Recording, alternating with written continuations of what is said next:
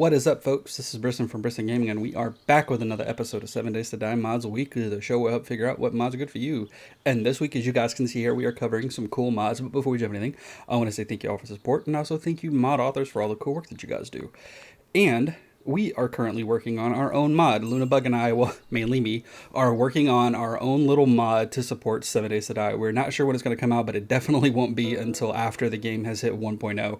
So keep an eye out. And also, if you're interested in helping us learn, we have found some resources, but if you guys know of any cool things to help us learn a little bit, shoot them our way. Much appreciated. But now we're going to get into the good stuff. And our first mod for the week is the Left 4 Dead 1 character pack by Holiday S and Holiday Hero. And it's a character pack of player models that you can be as. You can be Bill, you can be Francis, Louise, and Zoe. And I like this because I really liked the Left 4 Dead games. As a matter of fact, they were some of the very first zombie games I played to get me into the franchise of playing zombie games. And they're just very good games overall. I would love some remakes or remasters to come out, or even a really good third one. But this is just really fun because, one, being able to play as some of the iconic characters from the game is always really nice. Plus, there's 4 here, so, you can kind of swap out.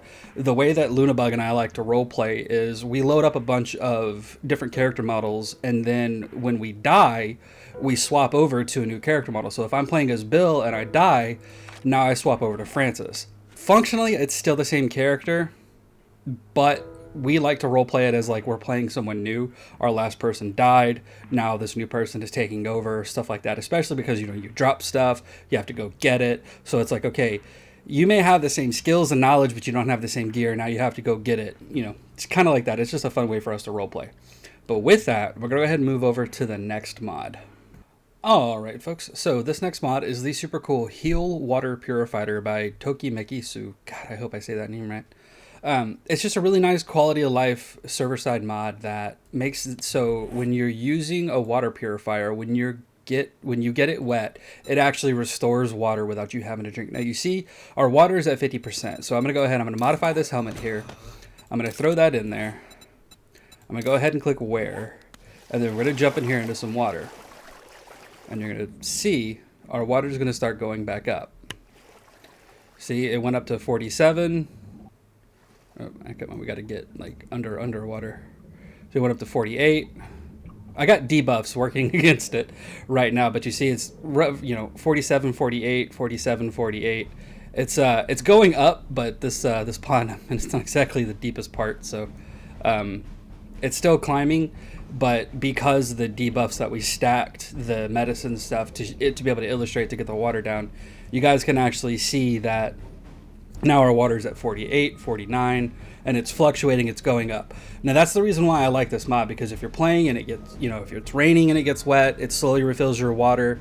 If you jump into water like this, say you're going to swim across a river, or there's an airdrop in a lake or something like that, it's going to fill up for you while you're underwater. It's not going to be ultra fast, but it's enough to give you a little bit of water while you're going across the body of water. So or if it's out, raining and you're outside, as it gets wet, it's going to slowly fill up. It's a small quality of life change, like I said, and it is server side, which is really cool. But it's just really nice. It's a very good quality of life mod, and I've wanted something like this for a while. But with that, we're going to go ahead and move over to the next mod. Alright, folks, so this next mod is the super cool Better Balanced Modslots by EpicSpire01, and it's a fantastic server-side mod that changes how Modslots work. And instead of having a quality 6 tier 3 item with only like 4 Modslots, now it makes that same item have 6. So what it does is it takes the tier 0 items and tweaks them a little bit. So you see this stone axe here, it's considered a tier 0 item, and it only has 1 mod slot. Now we have a still tier 0 quality 5, it has 2, and a tier 0 quality 3, or quality 6 has 3. But then if we go into like the armors, because the padded armor is considered a tier 2, when we click modify, you see quality 1 has 2 mod slots. And then we go to the level 2s, it's the same, and then at level 3 it goes up to level 3. And then at quality 4, again, it has just the 3. At quality 5, it has the 3, and then at quality 6 it has 4. So you see how it scales as it goes up in levels. Like we have the baseball bat here, which is considered a tier 2 item. At level 1 it's got the 2, at level 6, it's got 4. And then the Steel Club, because it's considered tier 3, at level 2, it's got 4. And at level 6, it's got 6. And it goes the same for the armors. So if we look here at the leather, because leather is considered quality. I think leather and scrap iron are the same tier 2. But I'm not sure how the armor system works because I don't ever really pay attention to it, because usually I just go straight for doing the military if I can find it, or I stick with the scrap for a super long time. But you can see the source. Okay, so it's looking like they might be... So it looks like the leather is a tier above the scrap iron. Okay. But it's still really nice to see how the mod system works as you go up in tiers of your tools, your equipment, just in general. The higher it gets, the more you're going to be able to fit into it.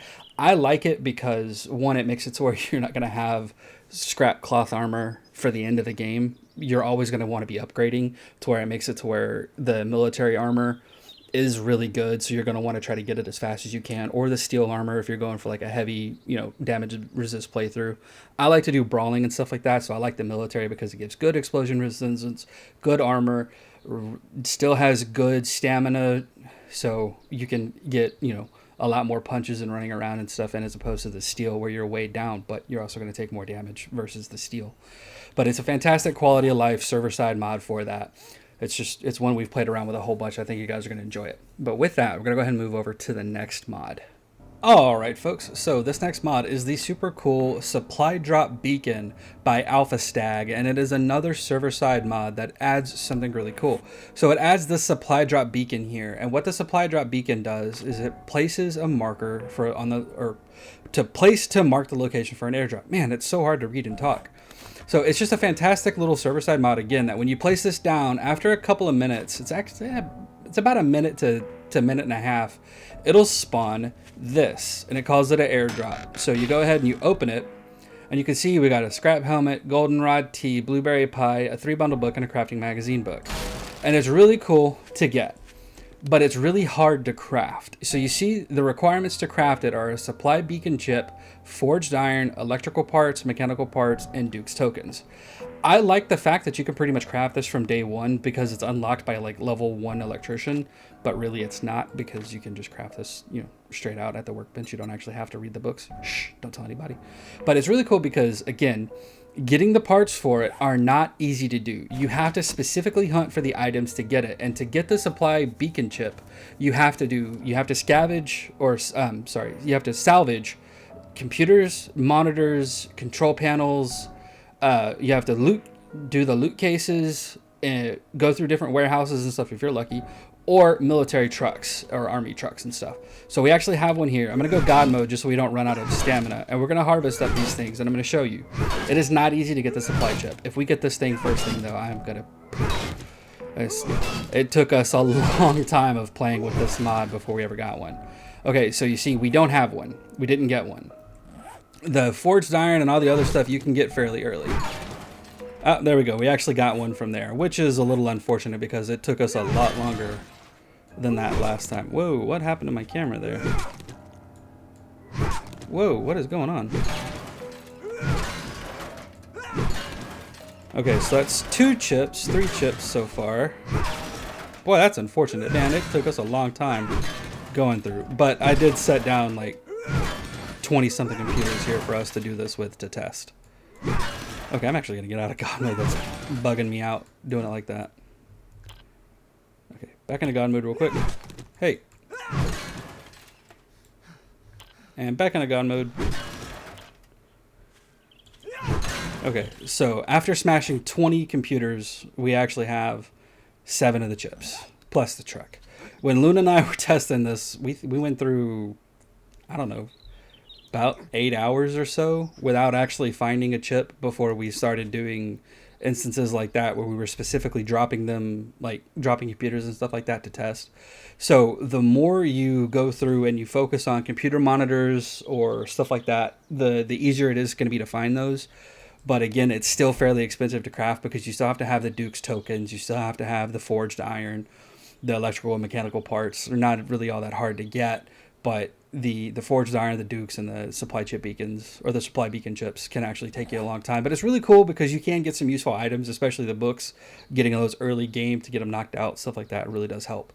But with that, we're gonna go ahead and move over to the last mod. Alright folks, so this last mod is the super cool Castle BlackHearth by Spectre, and it's just a simple POI. There's no sleepers, there's no traders, there's no quests, there's no even world generation to it. You actually have to spawn that in yourself, you have to do it manually, but the cool thing about it is, one, it's a castle, two, it can make a nice little challenge, you spawn it in somewhere in the world, and the whole goal is to get to the castle and set up your fiefdom. Three, it's a really nice looking POI. It's very simple. It's very well put together. 4, it's a castle. 5, did we mention it's a castle? Sorry, we really like castles. Both Lunabug and myself love castle POIs and stuff like that. They make fantastic bases. But with that, we're actually going to do a silent fly through so you guys can see it, and then we'll talk about it again at the end. So stay tuned and check this out.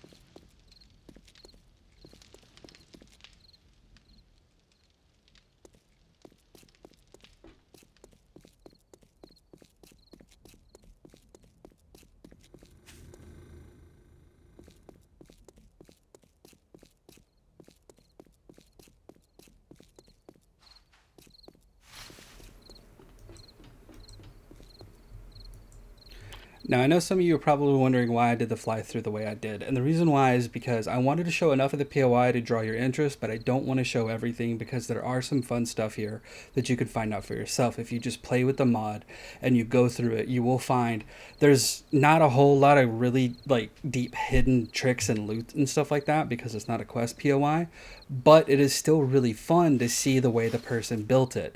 And that's the thing that I want you guys to come and do. I want you to go through it and experience the POI as it was meant to be experienced because it is a fantastic POI. I can show it off till the sun sets and it's still not going to do it justice for you to come in and play with it yourself because there is just a ton of really cool stuff here. And unfortunately, the character models that we're playing with are just kind of bugged and don't want to work right. But again, it's a fantastic POI, and I know you guys are going to have a lot of fun if you just load it in. It is kind of a pain to get to manually load, but again, if you set this as a goal for You put it somewhere in the world, and the whole goal is to get to that place. Because let's face it, there's one thing 7 Days to Die lacks, and it's goals. It's something to keep you playing after you're a god, essentially, and you can kill zombies by the bajillions. Well, this is one of them. Set it somewhere in the world and let that be the goal, is to, one, be able to get to it, because even if you set it somewhere like right here, not far from a town, you might know functionally on the map where you put it, but getting to it is going to be a pain in the ass, because you have to craft your way to get the vehicles to get there, gear and stuff like that. So it's a fun challenge. It's a fun way to give some longevity to the game, and that's what these mods are all about, is adding longevity for the game. And having something like this as a target is something that Lunabug and I have found has helped immensely. And with that, folks, we are done for the week. Thanks for sticking around. I hope you had fun. If you liked the episode, go ahead, like, subscribe, drop a comment down below. Let us know what you think. But have fun, take it easy, and we will see you next time.